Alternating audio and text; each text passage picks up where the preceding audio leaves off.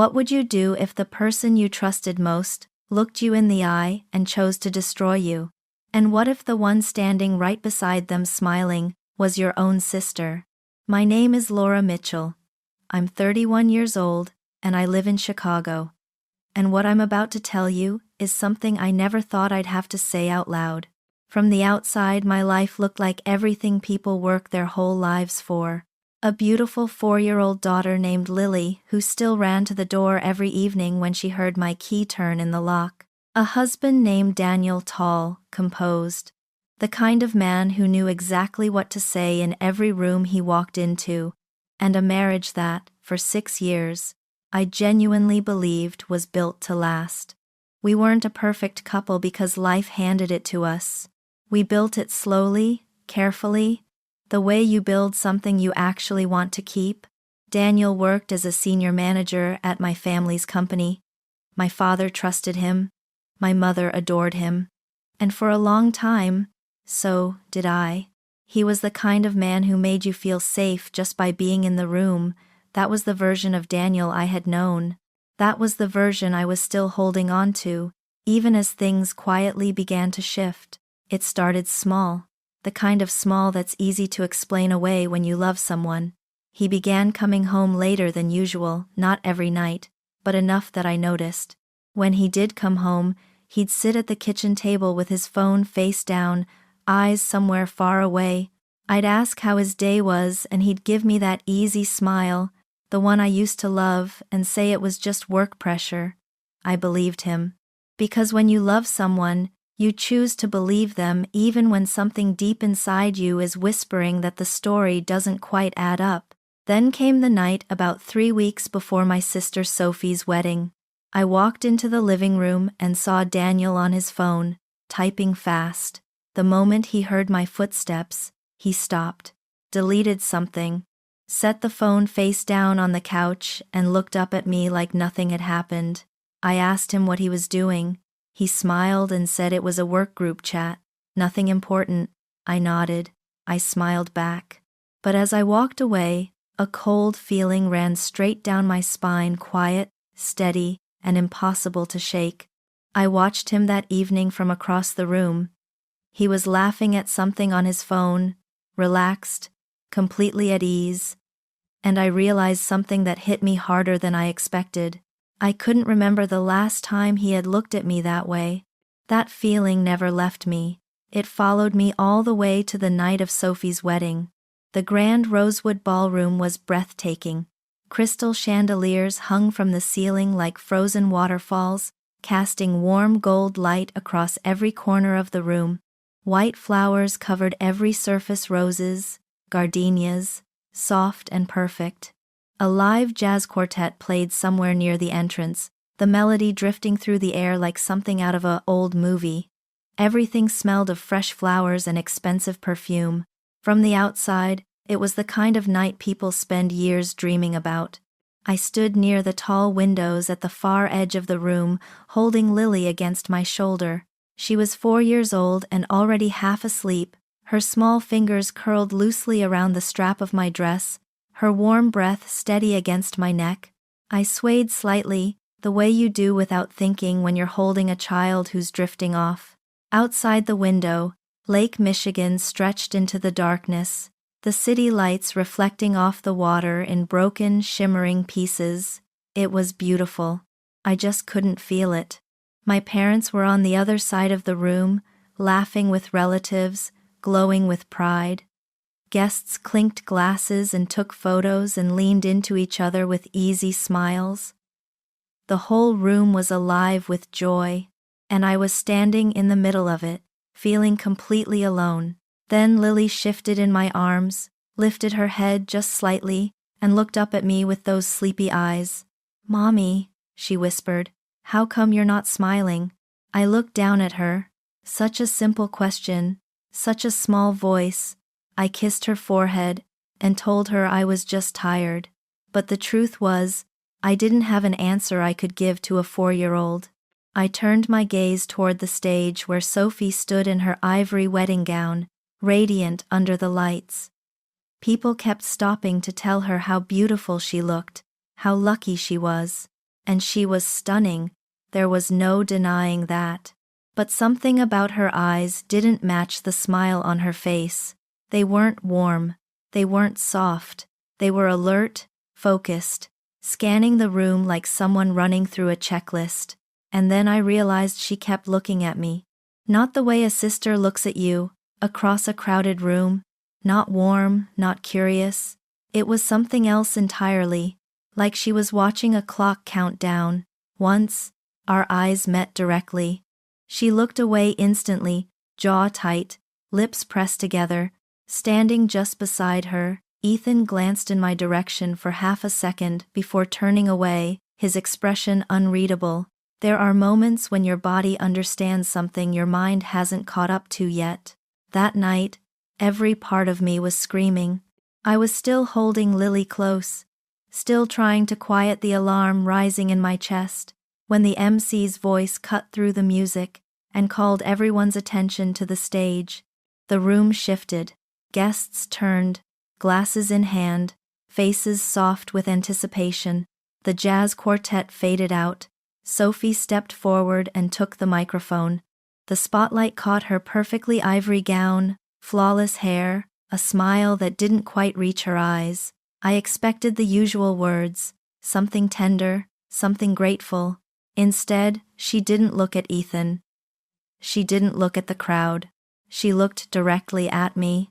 The smile disappeared. "Before we continue this evening," she said, her voice steady and clear across the entire ballroom, "I think everyone here deserves to know the truth." A ripple of confused murmurs moved through the room. Someone laughed nervously, assuming it was a joke. I didn't laugh. My arms tightened around Lily without thinking. Sophie's eyes never left my face as she spoke the next words slowly, deliberately, like she had rehearsed them 100 times. She told the room that her own sister had betrayed her, that I had been involved with Ethan behind her back. The silence that followed was the loudest thing I had ever heard. "No," I said, my voice coming out sharper than I intended. "That is not true. Sophie, what are you doing?" My father was already on his feet across the room, his voice rising with disbelief. My mother stood beside him, hands trembling, shaking her head. Ethan stepped forward from the stage, jaw tight, eyes wide with something between shock and fury. "This is a serious accusation," he said firmly. "You cannot say something like this in front of everyone." His father stood as well, his voice hard. "You are making a claim that can destroy lives. Think carefully." But Sophie didn't flinch. She picked up a small remote and turned to the large screen behind her. The first photo appeared, me, standing close to Ethan at what looked like a private setting. Then another, and another. The angles were unclear, the lighting deliberately ambiguous, but they were enough. Then, text messages filled the screen. My name. His name. "I miss you. Let's meet after the wedding." The whispers started immediately, spreading through the crowd like smoke. I could feel people stepping back from me, their expressions shifting from confusion to something colder. Lily startled awake from the noise and began to cry, her small hands gripping my dress. I pressed my lips to her hair and whispered, "It's okay, baby. Mommy's right here." But my hands were shaking. Then Sophie looked across the room toward Daniel. He straightened slowly, set down his glass, and walked forward through the parting crowd. He stopped near the stage, looked at everyone, and said 4 words that cracked something open inside me. "She's telling the truth." I stared at him. "Daniel, you know me. How can you stand there and say that?" He didn't look at me directly. "I've been seeing the signs, Laura," he said quietly. I just didn't want to believe it. A moment later, he told the entire room he wanted a divorce. The whole ballroom was watching, waiting for me to fall apart. Lily was still crying softly in my arms, and then, slowly, I smiled. No one in that room expected what happened next. I stood there for a moment, Lily still pressed against my shoulder, the weight of every stare in that ballroom landing on me at once. Daniel had just asked for a divorce, in front of 200 people. Sophie was watching me with something close to satisfaction, and the whole room was holding its breath, waiting for me to break. Instead, I shifted Lily gently in my arms, lifted my chin, and spoke in the calmest voice I had used all evening. "Before you divorce me," I said, "there's something everyone should see." The room went completely still. I turned and looked across the stage toward Ethan. He met my eyes, and he nodded once, slow and certain, then walked toward the screen controls without a word. Sophie's expression changed instantly. She stepped forward, voice rising for the first time that night. "Ethan, stop. Don't you dare." He turned and looked at her. Just looked at her. "It's over, Sophie." 3 words. Quiet, final, devastating. The room didn't make a sound. Sophie opened her mouth, then closed it. Whatever she had planned for this moment, it wasn't this. The screen changed. Sophie's carefully arranged photos disappeared, replaced by footage from a security camera at the Meridian Hotel, a quiet, upscale restaurant, soft lighting, a private corner table, 2 people sitting across from each other, Daniel and Sophie. The recording was clear. Daniel reached across the table and covered Sophie's hand with his, not by accident, not in passing. He held it the way you hold something you've been waiting to hold for a long time. A sound moved through the crowd, not quite a gasp, something heavier than that. Then my father's voice came from somewhere behind me, low and shaken. "That's the shirt." He said it, almost to himself. "That's the shirt I gave him for his birthday last year." I heard him slowly lower himself back into his chair. I didn't turn around. I didn't need to. I already knew what was on his face. Then the audio recording began to play. Daniel's voice filled the ballroom, clear and unmistakable. "At the wedding, we blame them both." A pause. Then Sophie's voice, calm and certain. "Everyone will believe us.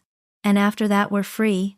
Another pause. Then Daniel again. "I've already prepared everything.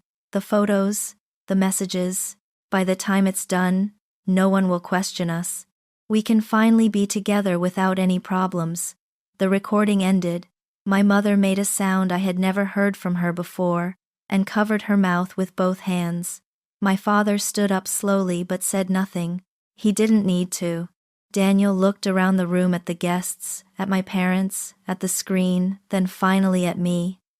For the first time all evening, he had absolutely nothing to say. They say the truth always finds its way into the light. But that night, I was the one who carried it there. In the silence that followed, every eye in that ballroom turned to me, and for the first time all night, I felt no fear at all. I looked at the crowd and spoke clearly, steadily, the way you speak when you have nothing left to hide. 3 weeks before this wedding, I had walked into the Meridian Hotel to meet a colleague for lunch. I spotted Daniel and Sophie at a corner table before they saw me. I didn't confront them. I didn't cause a scene. I stepped back, took out my phone, and I recorded what I saw. That same night, while Daniel slept, I went through his phone. Every message, every plan, every detail of what they intended to do was right there, waiting to be found. The photos were staged. The messages were fabricated. They had built an entire false story designed to humiliate me publicly and walk away clean. Then I reached out to Ethan quietly. He had discovered Sophie's betrayal on his own just days earlier and was still processing what to do. We made a decision together: say nothing, wait, and let them go first. Let them lay out every piece of their plan in front of everyone they knew, and then show the truth. I turned and looked at Daniel one last time. He was standing exactly where he had been when he called me a liar in front of 200 people, but now his shoulders were low and his face had gone completely still. "You wanted a divorce," I said quietly. "You'll get it, just not the way you planned." He opened his mouth. Nothing came out. There was nothing left to say, and he knew it. What followed in the weeks after that night was swift and absolute. My father removed Daniel from his position at the company within days. No negotiation, no severance discussion, no second chances. Sophie's calls went unanswered. Her messages were left unread. The door to our family home stayed closed to her. Ethan's family formally ended the engagement before they even left the ballroom that evening, his father walking out without a single word spoken to Sophie. Daniel lost his career, his reputation, and every relationship he had built inside our family over 6 years. All of it gone. And me? I walked out of the Grand Rosewood Ballroom that night with Lily asleep against my shoulder and the cool Chicago air on my face. Not broken, not defeated. Free. Because sometimes people mistake silence for weakness. But sometimes, silence is the most precise and patient trap you can set for the truth, and you simply wait for the right moment to spring it.